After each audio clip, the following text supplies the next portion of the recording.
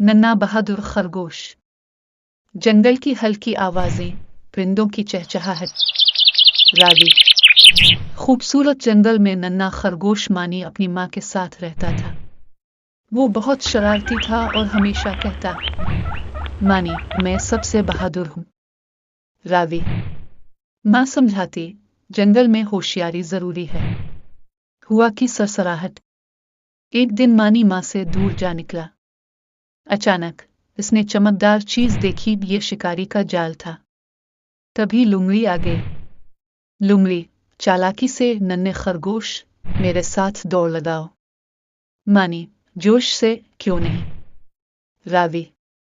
लुमड़ी ने ऐसा रास्ता बनाया कि मानी जाल में फंस जाए, मगर माँ की नसीहत याद आते ही मानी रुक गया। मानी, लुमड़ी बहन, तुम पहले जाओ।